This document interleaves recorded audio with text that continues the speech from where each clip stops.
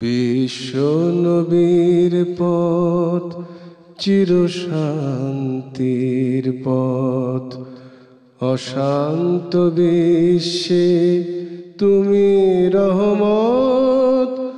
এসো তাই মেধা মননে জেনে নে। আসসালামু আলাইকুম রহমতুল্লাহি ওয়া বারাকাতুহু। ইন্নাল হামদুলিল্লাহ ওয়াসসালাতু ওয়াসসালামু আলা রাসূলিল্লাহি ওয়া বা'দ। সম্মানিত দর্শক শ্রোতা ভাই ও বোনেরা, এনটিভির সাপ্তাহিক জুমাবারের অত্যন্ত জনপ্রিয় ও গুরুত্বপূর্ণ আয়োজন দরসে হাদিসের আজকের এই পর্বে আপনাদের সবাইকে মোবারকবাদ জানাচ্ছি। আশা করি এই দরসে হাদিস থেকে আমিও উপকৃত হব, আপনিও উপকৃত হবেন। আমলের মাধ্যমে নতুন করে আমাদের জীবনকে আবার ঢেলে সাজানোর প্রয়াস পাবো ইনশাআল্লাহ। যারা এই উদ্যোগ গ্রহণ করলেন, এনটিভি পরিবার এবং ইসলামিক আয়োজনের সাথে যারা বিশেষ করে জড়িত রয়েছেন, তাদেরকে ধন্যবাদ জানাচ্ছি দর্শক শ্রোতা ভাই বোনদেরকে।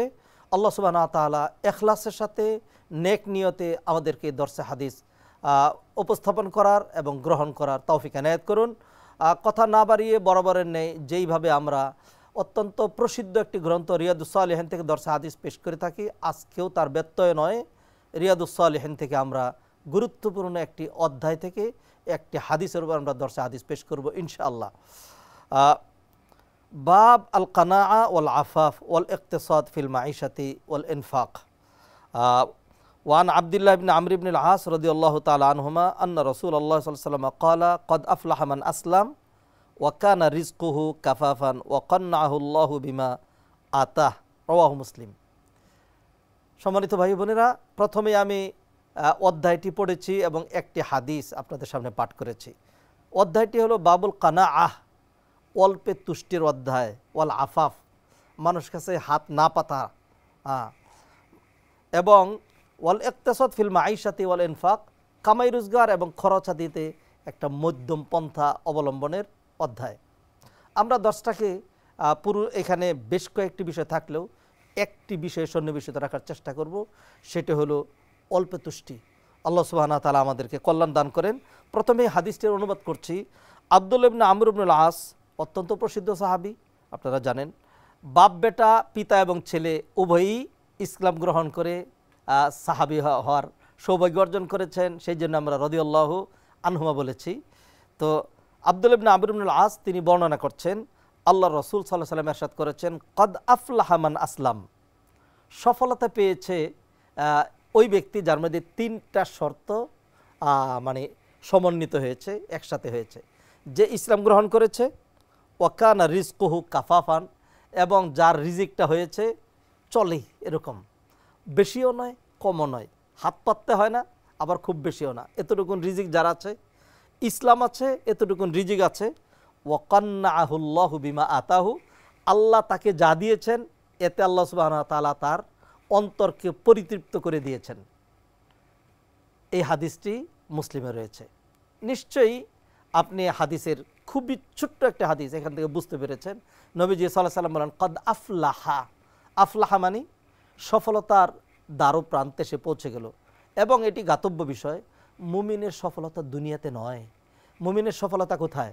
মুমিনের সফলতা হলো জান্নাত প্রাপ্তির মধ্যে। কোরআনে আল্লাহ বলে দিয়েছেন, ফামান যুহজিহা আনিন নার ওয়া উদখিলাল জান্নাতা ফাকাদ ফাজ। যাকে জাহান্নাম থেকে নিষ্কৃতি দেওয়া হলো আর জান্নাতে ঢুকিয়ে দেওয়া হলো, সেই সফলতা খুঁজে পেল। তো নবীজি সাল্লাল্লাহু আলাইহি ওয়াসাল্লাম বলেন, এই 3টা শর্ত, এই 3টা বিষয় যার মধ্যে একত্রিত হয়েছে সে সফল কাম। কি? তার মধ্যে রয়েছে ইসলাম, এবং কারো কাছে হাত পাততে হয় না, তার একদিনে যা লাগবে অতটুকুন রিজিক তার কাছে আছে, আর হলো তার মনের ভিতরেও আত্মতৃপ্তি আছে।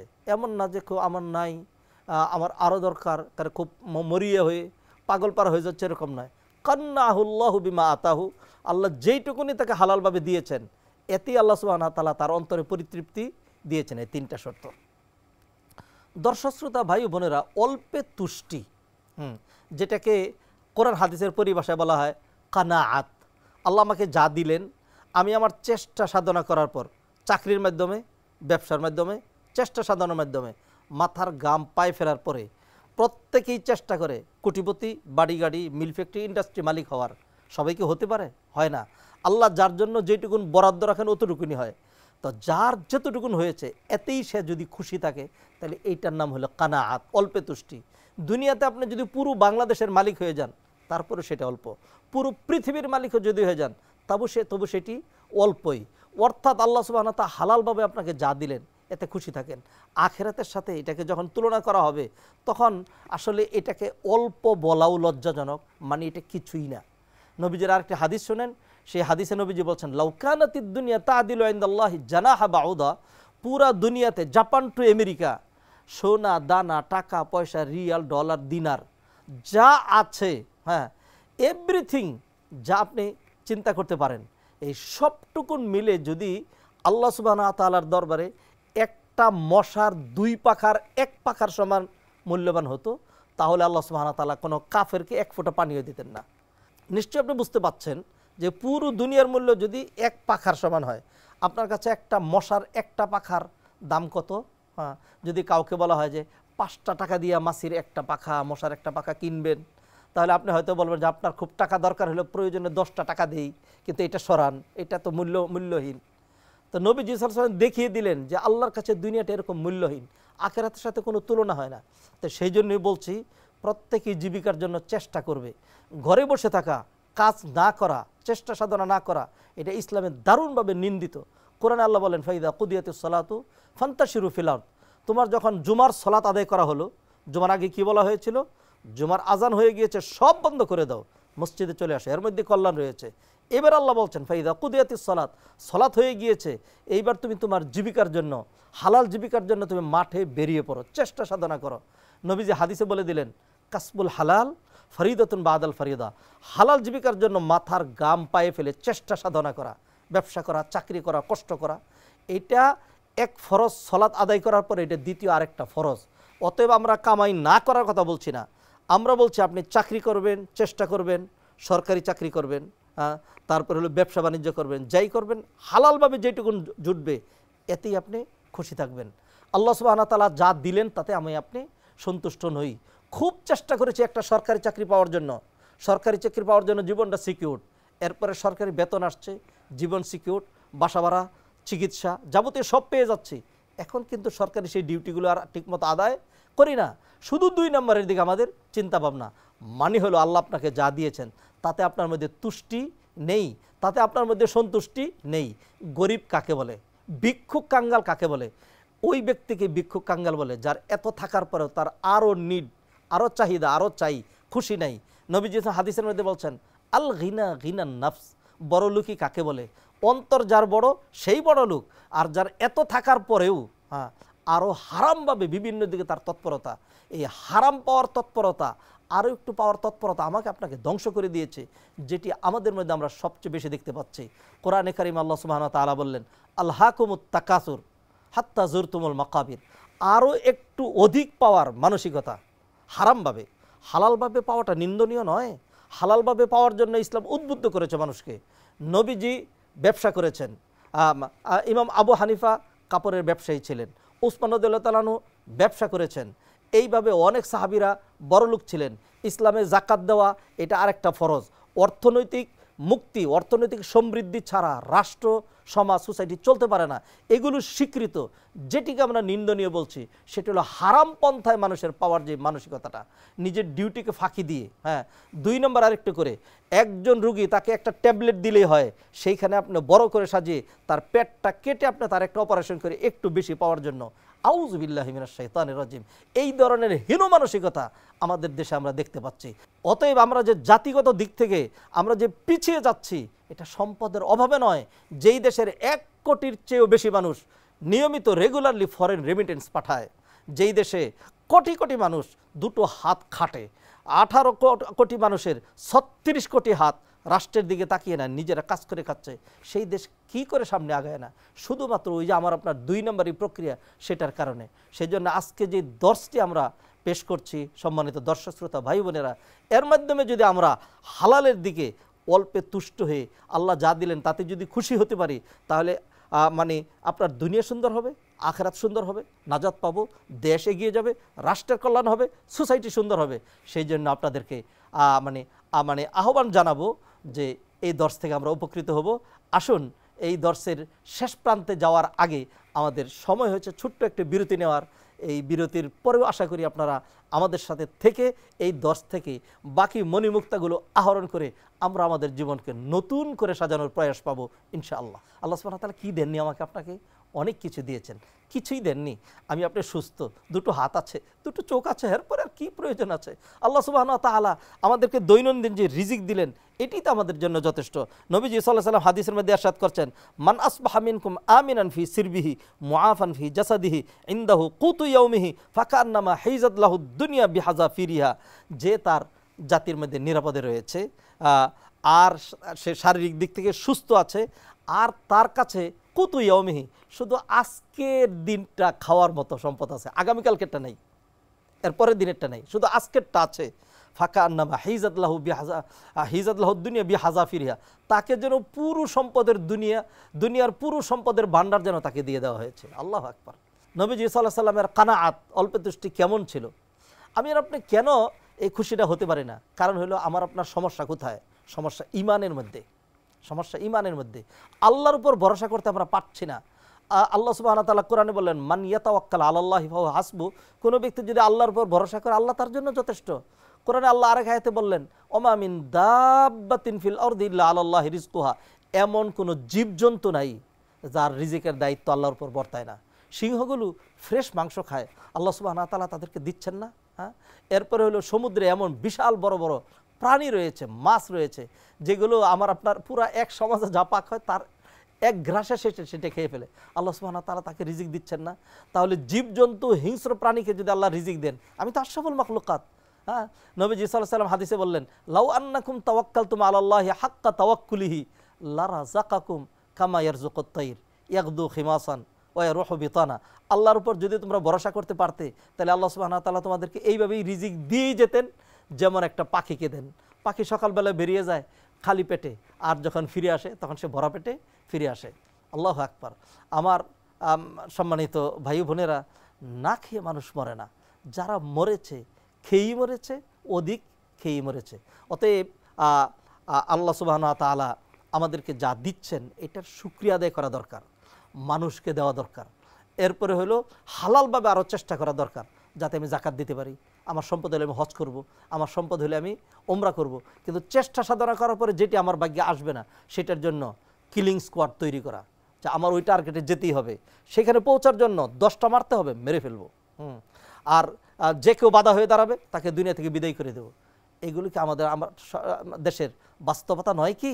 মানে দুনিয়াকে কিভাবে মানুষ টার্গেট করে, সেটার জন্য যত প্রতিপক্ষ হবে, আউযু বিল্লাহি মিনাশ শাইতানির রাজিম, আপনি কি দুনিয়া থাকতে পারবেন? নবীজি সাল্লাল্লাহু আলাইহি ওয়াসাল্লাম বললেন, ইয়াকুলুন নাসু মালি মালি। মানুষ শুধু দুনিয়াতে আমার মাল আমার মাল আমার মাল এটা করে। মানুষের মাল কি জিনিস? হ্যাঁ, যা সে খেলো, হ্যাঁ, আর সেটা কি হয়ে গেল, বর্জ্য হয়ে বেরিয়ে গেল, এটা তার মাল। আর যা সে পড়লো, এটা পুরান করে সে ছিঁড়ে ফেললো, এটা তার মাল। আরেকটা কি, আর যেটা সে পাঠিয়ে দিল, দান করলো, সদাকা করলো, এটা সে আখিরাতে পাবে। নবীজি আরেকটা হাদিসের মধ্যে বললেন, ইয়াতবাউল মাইয়িতা সালাসা। মাইয়িতের সাথে 3টা জিনিস যায় তার কবর পর্যন্ত, 2টো ফেরত আসে, আরেকটা তার সাথে থাকে। তার সাথে তার আত্মীয় স্বজন যায়, তার কিছু মাল সম্পদ যায়, আর তার আমলটা যায়। তার আমলটাই তার কবরে থাকে, তার আত্মীয় স্বজন বাকি সব কিছু ফেরত আসে। অতএব সম্মানিত দর্শক শ্রোতা ভাই ও বোনেরা, আল্লাহ সুবহানাহু ওয়া তাআলা আমাদেরকে দিয়েই যাচ্ছেন। কি কি আপনি আল্লাহর কাছে চেয়ে পেয়েছেন?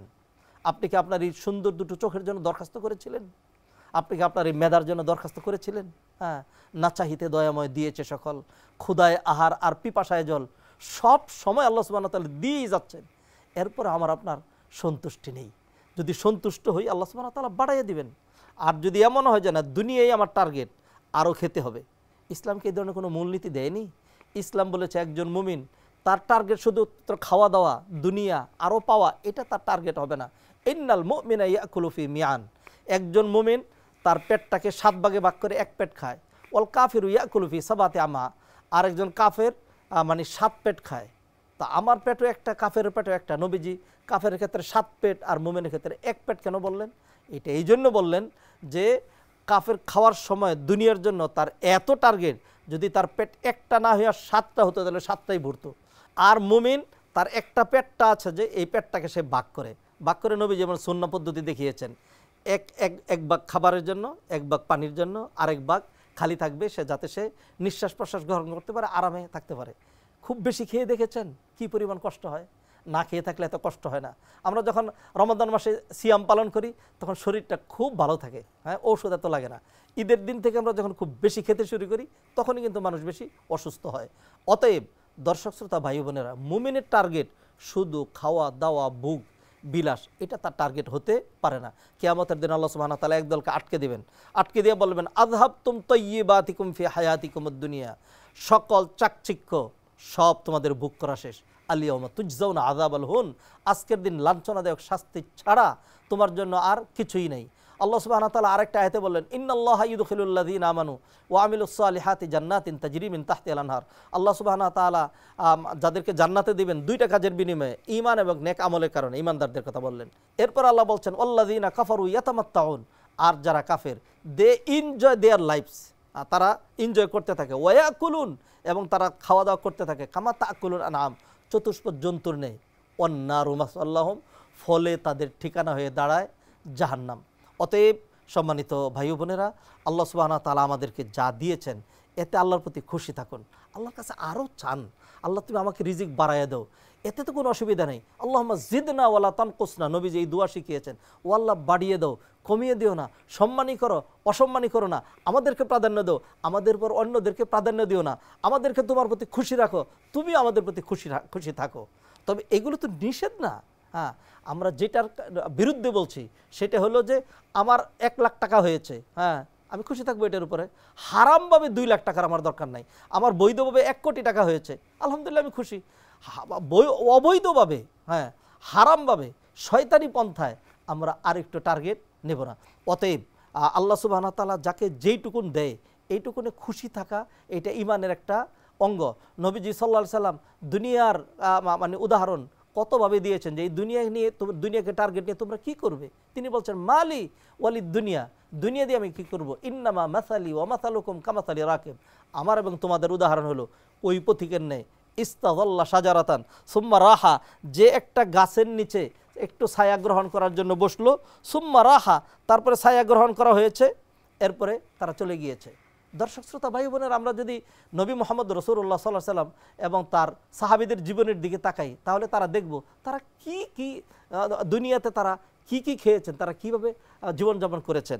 এক হাদিসে আয়েশা রাদিয়াল্লাহু তাআলা বলছেন মা শাবিআ আলু মুহাম্মাদিন মিন খুবজি শাইরিন ইয়াউমাইনি মুতাতাবিআইনি, জবের রুটি মানে মোটা মোটা আটা, জবের রুটি মানে মিহিন আটা না, এই জবের রুটি খেয়ে নবী পরিবার একটানা 2 দিন পেট ভরে খান নাই। একদিন পেট ভরে খেয়েছেন, তার একদিন পেট ভরে নেই, খালি থেকেছেন। এইভাবে উরওয়া ইবনে জুবাইর তিনি বর্ণনা করছেন, তিনি হলেন আয়েশা রাদিয়াল্লাহু তাআলার আপন ভাগ্নে। তিনি বলছেন, মনে করছেন যে ওয়াল্লাহি ইয়াবনা উখতি ইন্না কুন্না লানানজুরু ইলাল হিলাল, আয়েশা রাদিয়াল্লাহু তাআলা আনহা উরওয়াকে বললেন যে আমরা আকাশের চাঁদের দিকে তাকিয়ে থাকতাম, 1 চাঁদ 2 চাঁদ 3 চাঁদ চলে যেত। ওমা উকিদা ফি আবিয়াতি রাসূলুল্লাহ সাল্লাল্লাহু আলাইহি ওয়াসাল্লাম নারুন, নবী পরিবারে চুলা জ্বলতো না। তখন উরওয়া আশ্চর্য হয়ে বললেন কুলতু ইয়া খালা ফামা কানা ইউইশুকুম, ও খালা, এটা তো খালা তারবি শব্দ, ও খালা, তাহলে আপনারা কি খেয়ে বাঁচতেন? তখন তিনি বললেন আল আসওয়াদান আত-তামার ওয়াল মা, আমরা শুধুমাত্র একটু খেজুর আর একটু পানি খেয়ে বাঁচতাম, আর মাঝে মধ্যে আনসারীদের বাড়ি থেকে কিছু হাদিয়া আসতো, একটু দুধ, ওইটুকুন আমরা খেতাম। আমাদের এই খাবার ছিল না যে আমরা চুলা জ্বালাবো। দর্শক শ্রোতা ভাই বোনেরা, অতএব আমরা কিন্তু মানে এতটা শক্ত ঈমানের নই যে আমরা 2 মাস পর্যন্ত চুলা না জ্বালিয়ে আমরা থাকতে পারবো, সেটা আমরা বলছি না। কিন্তু এগুলো আমাদের জন্য আদর্শ। আল্লাহ আমাদেরকে এত দিলেন, এত আছে। কার ঘরে, ভিক্ষুকের ঘর পর্যন্ত লক্ষ টাকা আছে। যারা দরিদ্র শ্রেণীর, অনেককে যাদেরকে আমরা সহযোগিতা করি, আমাদের আত্মীয় স্বজন বলে টাকা দিও না এদেরকে, কারণ এদের কাছে প্রচুর আছে, টাকাটা নিয়েই তারা সুদি লেনদেন করে, অন্য মানুষকে দিয়ে দেয়, সুদি কারবার করতে থাকে। ভিক্ষুকের কাছেও লক্ষ টাকা রয়েছে, সুদি কারবারগুলো করে মানুষ। আল্লাহ সুবহানাহু ওয়া তাআলা আমাকে আপনাকে হেফাজত করুন। সম্মানিত ভাই বোনেরা, অতএব আমাদের সম্পদের অভাব নাই। আমরা সম্পদের দিক থেকে অনেক ধনী, কিন্তু আমরা আমাদের কলবের দিক থেকে নেহায়েত দরিদ্র। আসুন নিজের কলবটাকে বড়লোক বানাই।